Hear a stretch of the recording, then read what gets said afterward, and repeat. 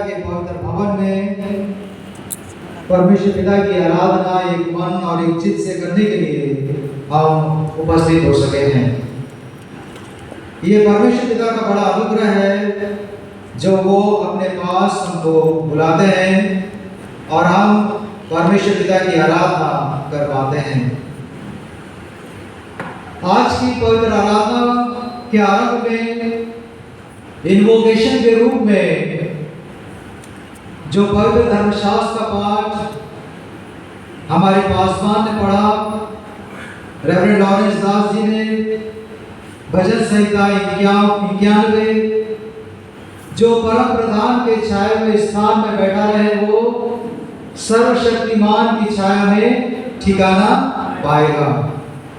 जो परमेश्वर पिता के छाए हुए स्थान में बैठा रहे, जब आप जिसके ऊपर ध्यान करेंगे, मनन और चिंतन करेंगे, तो छाने के ऊपर आप जानते हैं बारिश के ठीक पहले हम घर में खबरा छापते थे, पहले छवाते थे।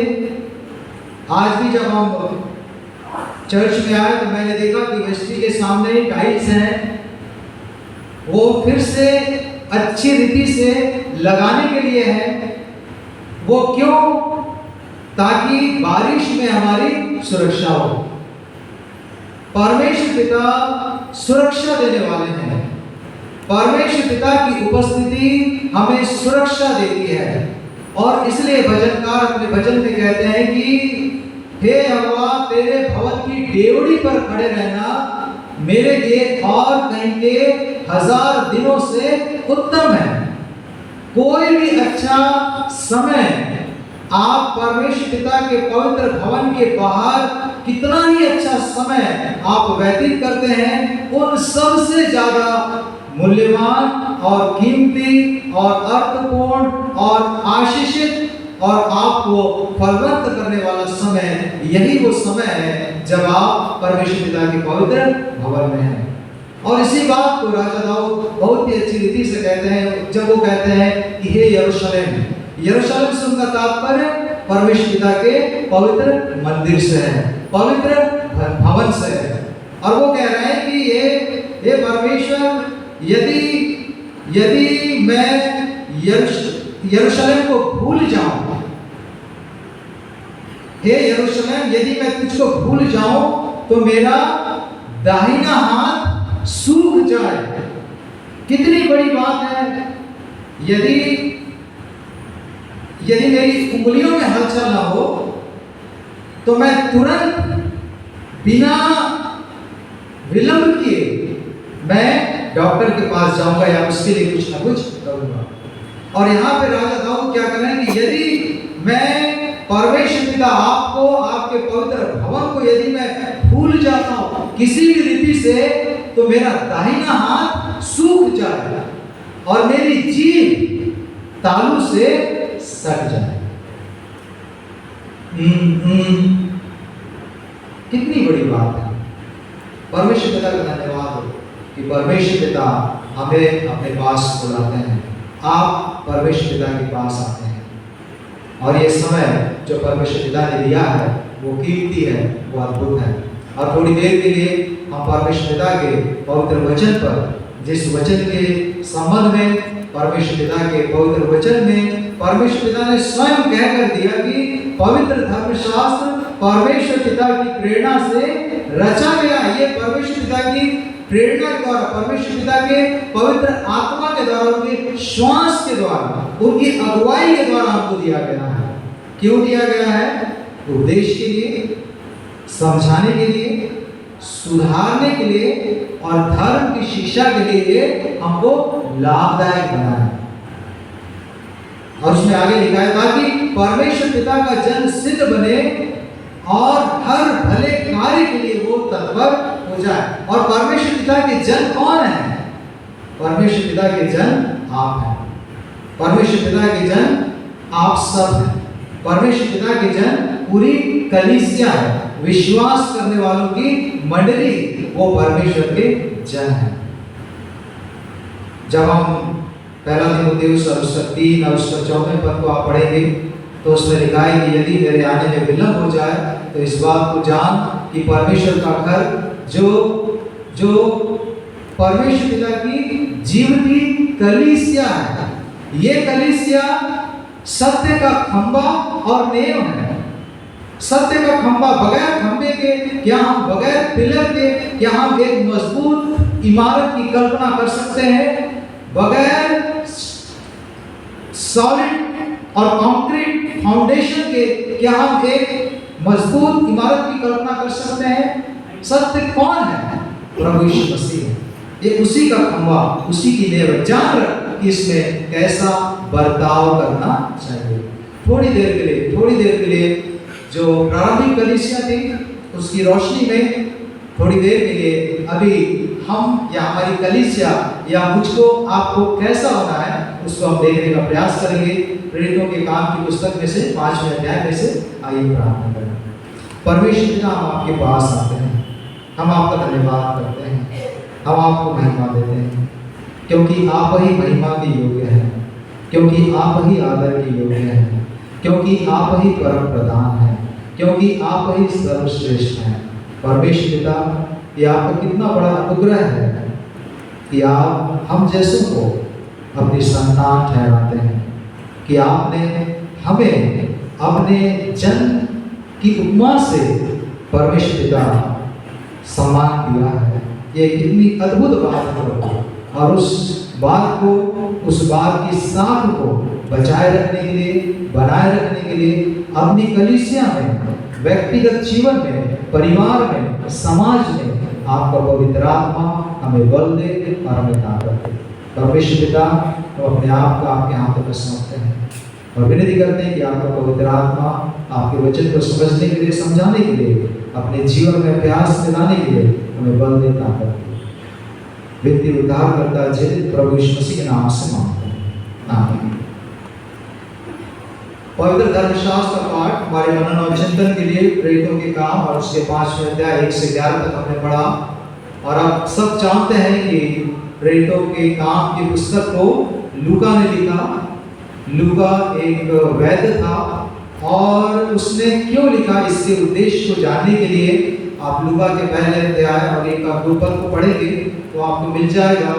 और उसमें वो लिखते हैं कि मेरी जो पहली पुस्तक है, अर्थात मेरी जो पहली लेखनी है, अर्थात लूका रचित सुसमाचार, उसमें मैंने प्रभु यीशु मसीह के जीवन को, प्रभु यीशु मसीह की सेवा को, प्रभु यीशु मसीह के कार्य को वर्णित किया है। और अब यहाँ पर प्रेरितों के काम में पवित्र आत्मा की सामर्थ्य से जो कार्य कलीसिया के फैलाव का है, कलीसिया के विस्तार का है, विश्वासियों को हर प्रकार की परिस्थितियों में दृढ़ रहने की बातें हैं, उन बातों का वर्णन मैं कर रहा हूं। सो जो पुस्तक का मेन थीम है वो यही है कि कैसे कलीसिया हर एक परिस्थिति का सामना करते हुए आगे बढ़ रही है, कैसे कलीसिया के जीवन में पवित्र आत्मा की सामर्थ्य कार्य कर रही है।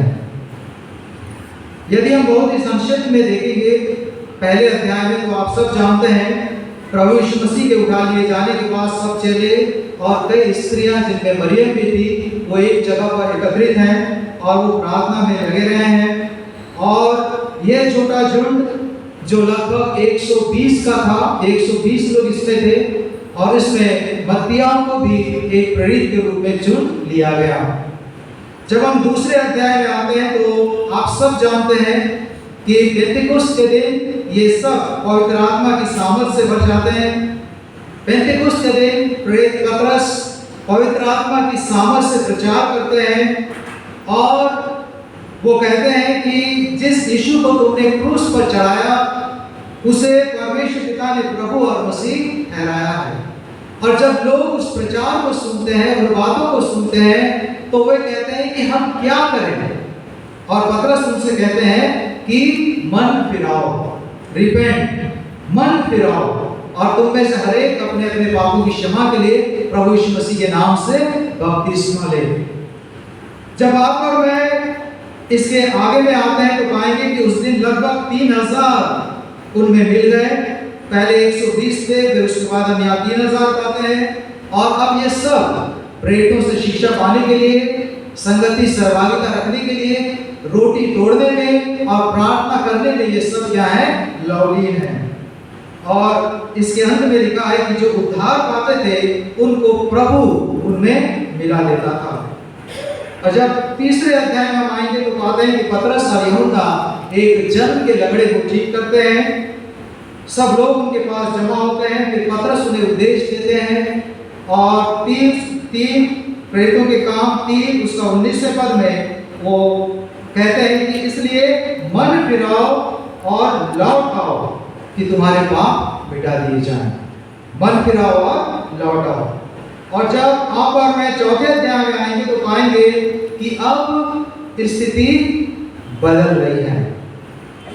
पहले बहुत तेजी के साथ, बहुत सामर्थ्य के साथ जब काम हो रहा है तो उसके परिणाम को हम यहाँ पर देखते हैं कि अब परिस्थिति बदल रही है।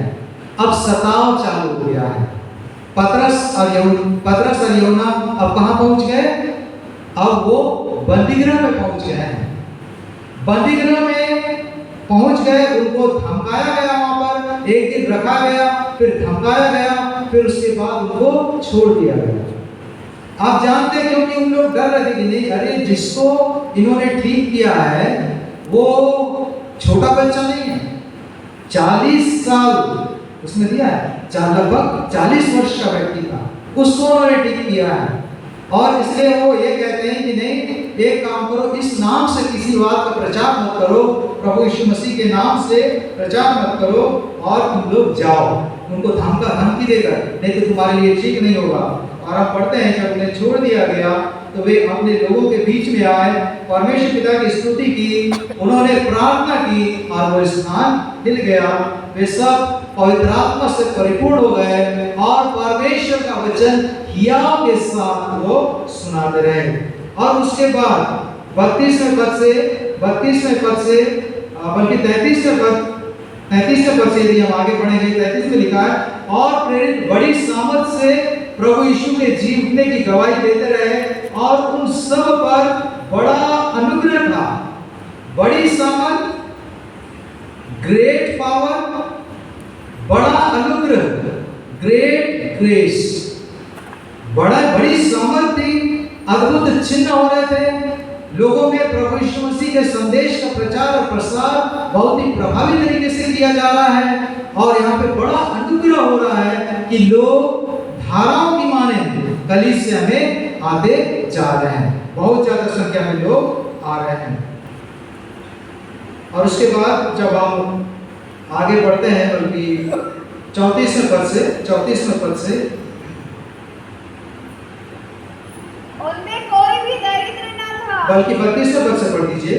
विश्वास करने वालों की मंडली एक चित्त और एक मन की थी। विश्वास करने वालों की मंडली एक चित्त और एक मन की थी। यहाँ तक कि कोई भी अपनी संपत्ति अपनी नहीं कहता था, कोई भी अपनी संपत्ति अपनी नहीं कह रहा, परंतु सब कुछ साझे में था। परंतु सब कुछ साझे का था। प्रेरित बड़ी सामर्थ से प्रभु यीशु के जी उठने की गवाही देते रहे और उन सब पर बड़ा अनुग्रह था। उनमें कोई भी दरिद्र न था, क्योंकि जिनके पास भूमि या घर थे वे उनको बेच कर बिकी हुई वस्तुओं का दाम लाते और उसे प्रेरितों के पांवों पर रखते थे, और जैसी जिसे आवश्यकता होती थी उसके अनुसार हर एक को बांट दिया करते थे। यूसुफ नाम साइप्रस का एक लेवी था, जिसका नाम प्रेरितों ने बरनबास अर्थात शांति का पुत्र रखा था। उसकी कुछ भूमि थी जिसे उसने बेचा और दाम के रूप में लाकर प्रेरितों के पांव पर रख दिए। धन्यवाद। विश्वास करने वालों की मंडली एक चित्त और एक मन के थे, अर्थात लोगों के बीच में निकटता थी, कॉमन बॉन्ड था, आपस में गहरा संबंध था। वे एक दूसरे से लगे हुए थे, एक दूसरे से जुड़े हुए थे। और इस गहरे संबंध के पीछे मुख्यतः 2 रीजंस हैं क्यों वे आपस में बहुत ज्यादा जुड़े हुए थे। पहला तो ये कि इन सब का एक ही विश्वास था कि प्रभु यीशु मसीह ही ख्रिस्त है, प्रभु यीशु मसीह ही परमेश्वर का पुत्र है, प्रभु यीशु मसीह ही उद्धार करता है। और यह विश्वास लोगों को एकता के सूत्र में बांधे था। और दूसरा कारण क्यों वो एक दूसरे से जुड़े हुए थे, वो ये कि ये सब के सब विश्वास करने वाले अविश्वासियों के निशाने पर थे। इन सब को क्लेश और सताव का सामना करना पड़ रहा था, सब के सब को। हम ध्यान में रखें कि आरंभिक कलीसिया के समय में एक यहूदी के लिए, एक ज्यू के लिए यह विश्वास करना कि यीशु ही परमेश्वर पिता के द्वारा भेजा गया मसीह है, या यह विश्वास करना कि यीशु ही वह व्यक्ति है जिसके संबंध में भविष्यवाणियां शताब्दियों से की गई है, ये आसान बात नहीं थी। उसको स्वीकार करना आसान बात नहीं थी। और उस समय तो ये संख्या में भी बहुत कम थे। उस पर्टिकुलर समय में, जिस समय यह घटना घट रही है, यदि आप उस समय यरूशलेम की जनसंख्या को देखेंगे तो रहने वाले जिनके पक्के घर हैं वो ही करीब 80,000 लोग थे। और उसको छोड़कर और भी दूसरे लोग और भी अन्य जगहों से लोग, यहूदी लोग आए हुए हैं। और ऐसा बताते हैं कि कई लाखों में उस समय लोग थे, और उनकी तुलना में इन लोग कितने हैं, बहुत ही कम हैं। और इसलिए वे लोग इनको सताने का पुरजोर प्रयास कर रहे हैं। अभी भी क्या होता है, जहां पे लोग कम हैं, जहां पे लोग मसीह कम हैं, वहां पर ज्यादा जोर से या ज्यादातर वहीं पर लोगों का आक्रमण होता है, उनको दबाया जाता है। दूसरे अध्याय में हम पढ़ते हैं कि लगभग 3,000 लोग क्रिश्चियन बने।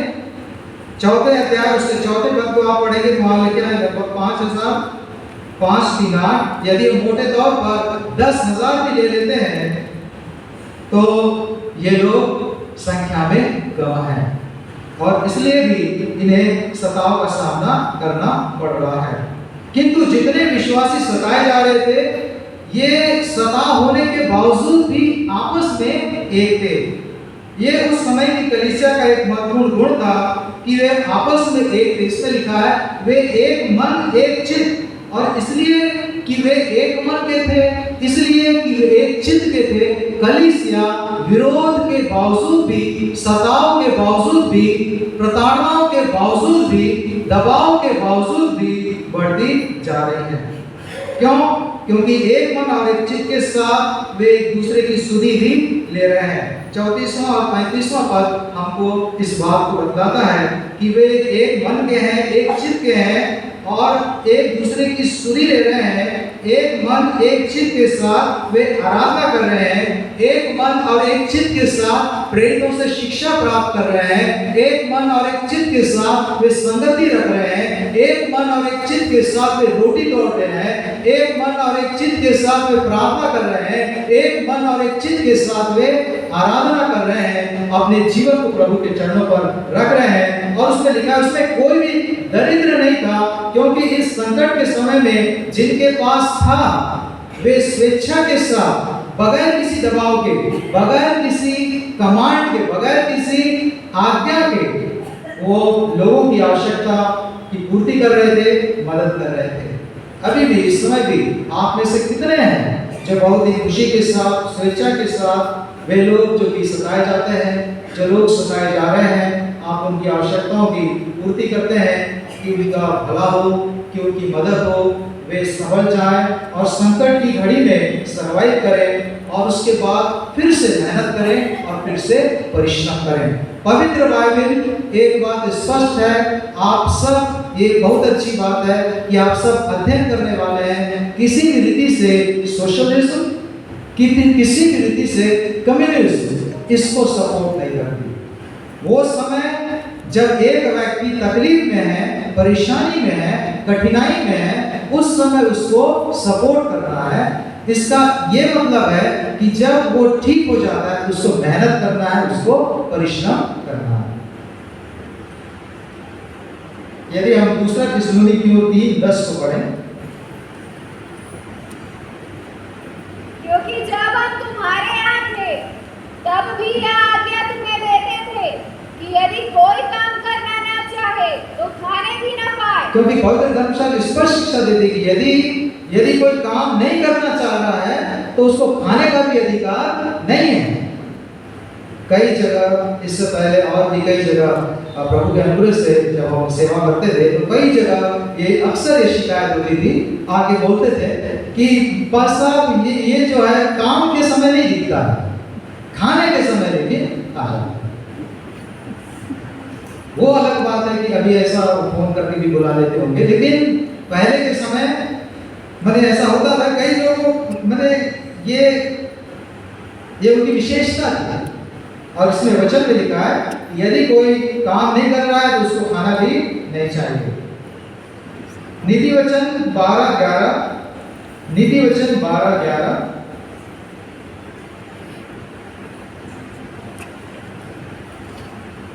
नीति वचन 14:23, नीति वचन 12:11 पद में लिखा है जो अपनी भूमि को जोतता वो पेट भर खाता है,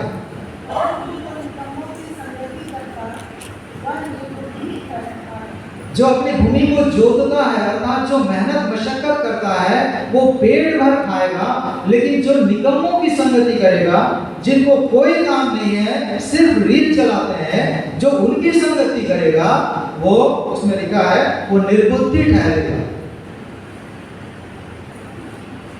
नीति वचन 14:23,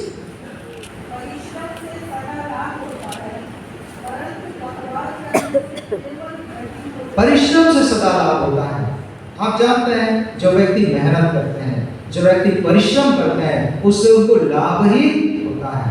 लेकिन यदि हम सिर्फ बातें ही करते रहें तो उससे क्या हो जाएगी, घटी होगी। सो परमेश्वर पिता का पवित्र वचन काम करने के लिए, मेहनत करने के लिए, परिश्रम करने के लिए हमको क्या करता है, उत्साहित करता है। दूसरा थिस्सलुनीकियों 3 और उसके 8वें पद में लिखा है और किसी की रोटी सेंध में न खाई पर परिश्रम और कष्ट से रात दिन काम धंधा करते थे कि तुम में से किसी पर भार न हुए। प्रेरित पौलुस कह रहे हैं कि हम किसी की रोटी ऐसी फ्री में नहीं खाए, हम काम किए और किसी पर भार नहीं बने।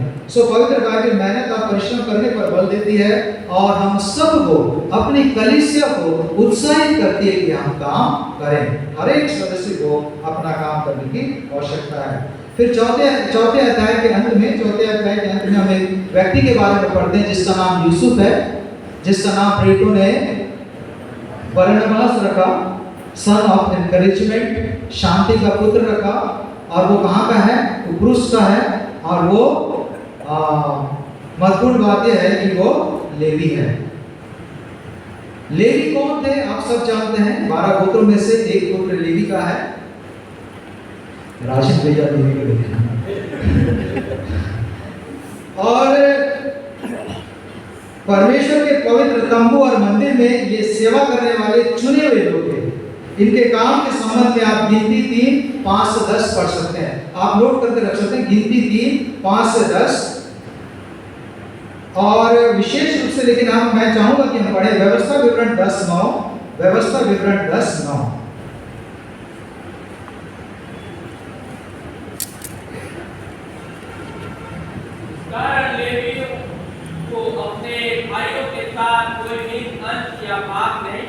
इस कारण लेवियों को हम ध्यान रखें, इस कारण लेवियों को अपने भाइयों के साथ कोई निज अंश व भाग नहीं मिला। यहोवा ही उनका निज भाग है, यहोवा ही उनका निज भाग है। जैसे कि तेरे परमेश्वर यहोवा ने उनसे कहा, जैसे कि तेरे परमेश्वर यहोवा ने उनसे कहा था। सो जब ये लोग कनान देश में पहुंचे थे, इजराइल कनान देश में पहुंचा, तो यहाँ पर सबको बंटवारा हुआ, सबको अलग अलग जगह दिया गया। और आप पवित्र धर्मशास्त्र में लिखा है ना कि मेरे लिए माप की डोरी मन भावने स्थान पर पड़ी, उसमें एक वचन है। सो सबको बंटवारा, सबको अलग अलग जगह दिया गया, लेकिन लेवियों के लिए कोई जगह नहीं है। परमेश्वर उनका भाग है। और इस समय लेवी के पास फिर ये जमीन किधर से आ गई? खैर ये इसको उसमें नहीं जाएंगे, लेकिन इसके पास ये थी और उसको उसने बेचकर प्रेरितों के चरणों पर रखा। इससे मैं ऐसा निष्कर्ष निकालता हूं कि जो वो प्रभु के चरणों पर आया, प्रेरितों के चरणों पर उसने उसको रखा, उसका मतलब यह है कि वो संपूर्ण मन से पश्चाताप करते हुए अपने पुराने जीवन से हाथ उठाते हुए अपने जीवन को उसके साथ प्रभु के चरणों पर वो रख रहा है कि मैंने जो भी कुछ ऐसा किया जो मुझको नहीं करना चाहिए था, परमेश्वर पिता आप उसको क्षमा कर दीजिए। और जब आप इस मनसा के साथ पूर्ण मन से पश्चाताप के साथ, खेद के साथ, एक समर्पण के साथ प्रभु के चरणों पर आते हैं, परमेश्वर पिता आशीष देते हैं। आप जानते हैं आगे के अध्याय में जब आप बरनबा के बारे में आप 9वें अध्याय में पढ़ेंगे, लगभग 24 बार बरनबा का नाम नए नियम में आया है। बरनबा की एक पत्री भी रही जो कि कैनन में के अनुसार नहीं हुई, इसलिए इसमें नहीं है, लेकिन इसमें आप 9वें अध्याय को पढ़ेंगे तो आप पाएंगे, आप जानते हैं प्रेरित पौलुस सताता था लोगों को, क्रिश्चियंस को सताता था। प्रभु यीशु मसीह का दर्शन उसको दमिश्क के मार्ग में हुआ, वो दमिश्क गया, उसके हनन्याह ने प्रार्थना की, आंखों से छिलके गिरे, फिर वो दमिश्क में ही प्रभु यीशु मसीह का प्रचार करता था। वहीं पर विरोध हुआ और विरोध उसको मारने के लिए लोग ताक में थे और लोगों ने शहरपनाह के से टोकरी में उसको बैठा के बाहर भेज दिया। वहां से वो यरूशलेम में आए। यरूशलेम में जब आए तो उन्होंने सोचा कि चलो चेलों से मुलाकात करते हैं, लेकिन सब चेले डरते थे कि नहीं ये तो बड़ा खतरनाक व्यक्ति है। और इस समय उनको चेलों से कौन मिलाया? बरनबा मिलाया। क्यों? क्योंकि इसने पूरी रीति से अपने आप को प्रभु के हाथ में सौंप दिया। और जब आप ऐसा करते हैं, आपके मन में भले कुछ ऐसी बातें ना हो, लेकिन लोग आपकी सराहना करते हैं।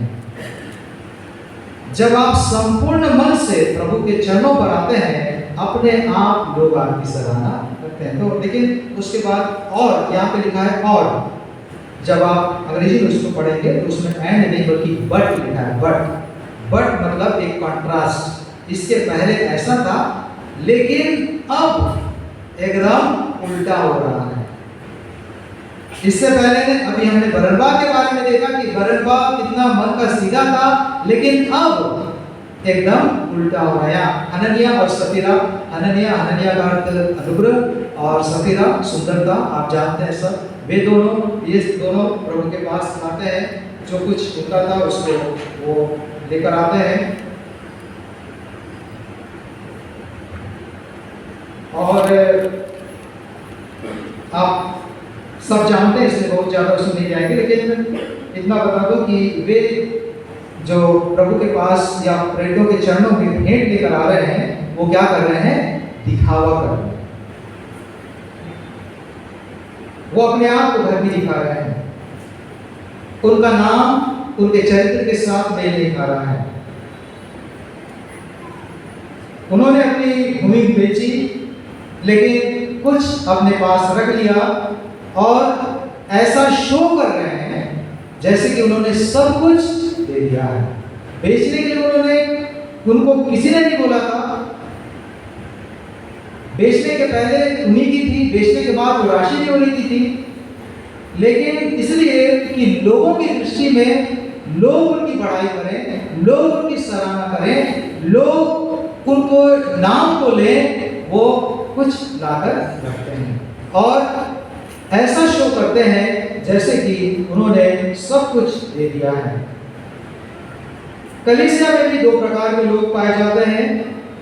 एक तो वे हैं जो कि सच्चे मन से प्रभु के सामने झुकते हैं, और एक वो हैं जो दिखावा करते हैं कि वो प्रभु के सामने झुक रहे हैं, सच्चे मन से प्रभु के पास आ रहे हैं। एक वो है जो कि सच्चे मन से प्रभु के सामने आते हैं, उनको मालूम है कि प्रभु के सामने झुकने का अर्थ क्या है। उनको मालूम है कि कलीसिया में रहने का क्या अर्थ है, उनको मालूम है कि कलीसिया में शामिल होने का क्या अर्थ है। उनको मालूम है कि कलीसिया में रहने का अर्थ सामान्य आराधनाओं में उपस्थित होना है। उनको मालूम है कि कलीसिया में रहने का अर्थ वचन की चर्चा और उपदेश को सुनना है। उनको मालूम है कि कलीसिया में रहने का अर्थ ठहराए हुए समय पर प्रभु भोज लेना। उनको मालूम है कि कलीसिया में रहने का अर्थ गुप्त में और प्रकट में घराने के साथ प्रार्थना करना है। उनको मालूम है कि कलीसिया में रहने का अर्थ उपवास करना है, संयम करना है। उनको मालूम है कि कलीसिया में रहने का अर्थ कलीसिया की उन्नति के लिए, प्रभु के राज के विस्तार के लिए यथासंभव खुशी के साथ, उदारता के साथ, बगैर किसी कुड़कुड़ाहट के देना है। किंतु जो दिखावा करते हैं वो कभी कभार आते हैं, विशेष अवसरों पर आते हैं। वे इधर उधर भटकते हैं, कभी यहाँ पर, कभी वहाँ पर। एक बार दूसरी जगह की बात है, किसी ने शिकायत की पासवान से कि पास्टर साहब वो तो आपके चर्च के मेंबर हैं लेकिन दूसरी जगह जाते हैं, दूसरी जगह चले जाते हैं। क्यों दूसरी जगह जाते हैं? यहाँ पे क्यों लिखवाए हैं अपना नाम? इसलिए लिखवाए हैं ताकि कब्रिस्तान में जगह मिले, ताकि मारने के समय किसी प्रकार की तकलीफ ना हो। उनसे पूछे पास्टर साहब ने, क्यों भाई आप तो इधर क्या कि उधर क्यों जा रहे हैं? नहीं पास्टर साहब, बहुत धूप थी इसलिए पास में चला गया। अच्छा ठीक है। पास्टर साहब ने बताया, आप क्या काम करते हैं? नहीं मैं खुदाई करता हूँ। जिस दिन बहुत धूप रहेगी, आप जिस घर में खुदाई कर रहे हैं उस घर में खुदाई करना चाहोगे, दूसरे घर में जाकर खुदाई कर देंगे? नहीं, ऐसा कैसे कर दूंगा? उनको मालूम है, जो सच्चे मन से प्रभु के सामने झुक रहे हैं, उनको मालूम है कि कलीसिया के प्रति मेरे क्या कर्तव्य है, मेरी क्या जवाबदारी है। वो दिखावा नहीं करते। जो जवाबदारी उनको दी गई, कितना अच्छा लगता है जब हम यहाँ पर लोगों का अर्पण करते हैं और उस समय उन लोग भी पूरा सफेद शर्ट, जलती हुई मोमबत्ती और उसके बाद कई बार ढूंढने से भी, बुलाने से भी नहीं दिखते। पुरानी कलीसिया उस समय एक मन के थे, एक चित्त के थे, एक मन से, एक चित्त से कार्य करने के लिए जज्बा था, दिखावा नहीं था। यदि मैं किसी भी प्रकार से दिखावा कर रहा हूँ तो मुझे अपने आप को जांचने की आवश्यकता है। बहुत ही संक्षिप्त में दूसरी बात, दोनों ने झूठ बोला और वो झूठ मनुष्यों से ही नहीं। उन लोगों ने बोला तो बोला, प्रेरितों से झूठ बोला, मनुष्यों से झूठ बोला, लेकिन इसके साथ ही साथ पवित्र आत्मा से झूठ बोला। परमेश्वर पिता और पवित्र आत्मा एक है। इसी के द्वारा, इसी वर्णन में आप और अध्ययन करेंगे तो पाएंगे उन्होंने परमेश्वर पिता से झूठ बोला। क्या मनुष्य परमेश्वर पिता से झूठ बोल सकता है? और झूठ आप जानते हैं, यूहन्ना 8:44, उसका दूसरा भाग को पढ़ लीजिए बेटा। यूहन्ना 8:44।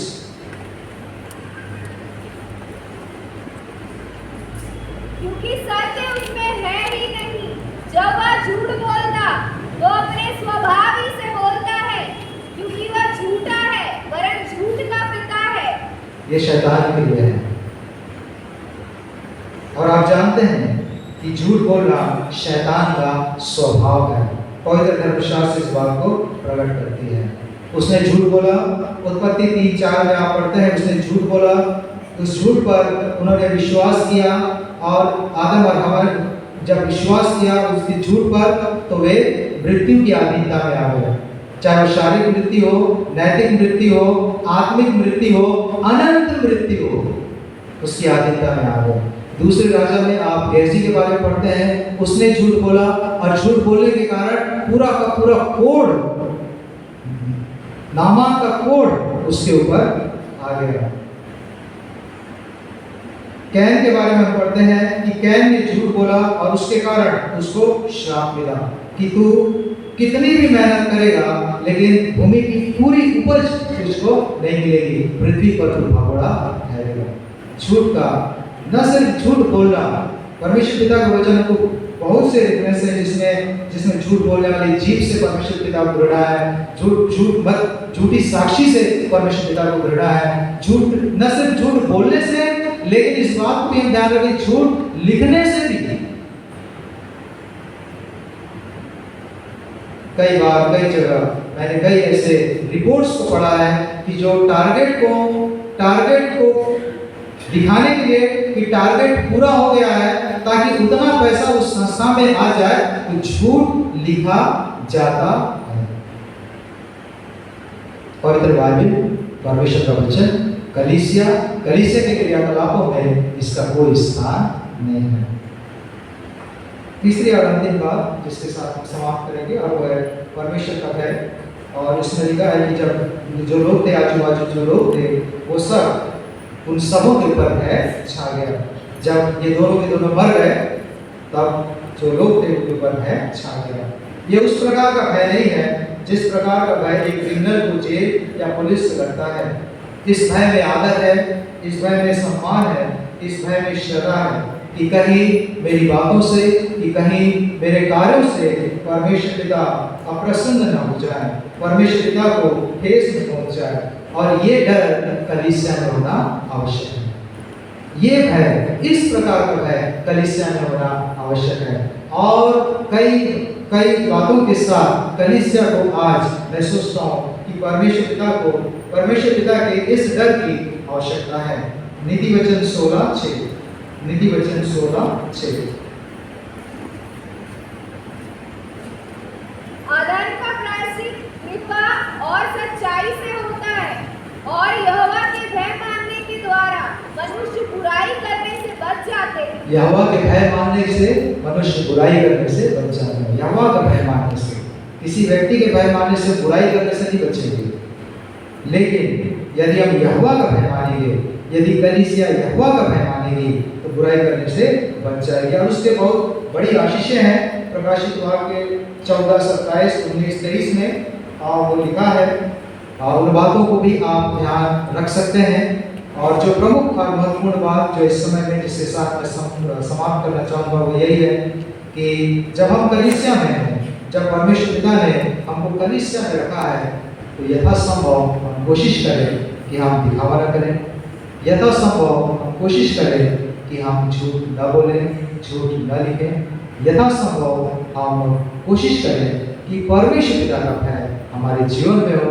और जब हम ऐसा करते हैं, तो आप देखेंगे कि कलीसिया पूरा प्रेरितों का काम आप पढ़ेंगे, कलीसिया बढ़ रही है, फैल रही है, लोग कलीसिया के द्वारा आशीष पा रहे हैं, आत्माएं बचाई जा रही हैं। जो गीत अभी 177 हो या 220 हो, गीत की पुस्तक में से भी हमने गाया, उसमें भी इसी बात का आह्वान है कि हमको अपने मसीह होने के दायित्व को पूरा करना है। और ये तभी होगा जब हम इन बातों को ध्यान में रखेंगे। आइए प्रार्थना करें। परमेश्वर पिता, हम आपके पास आते हैं, हम आपका धन्यवाद करते हैं क्योंकि आप महान परमेश्वर हैं, आप राजाओं के राजा, प्रभुओं के प्रभु हैं। परमेश्वर पिता, आपने हमको इस युग में अपनी पवित्र कलीसिया में स्थान दिया, और आप चाहते हैं कि हम विश्वास योग्य कलीसिया के सदस्य बने, संपूर्ण कलीसिया विश्वास योग्य बने।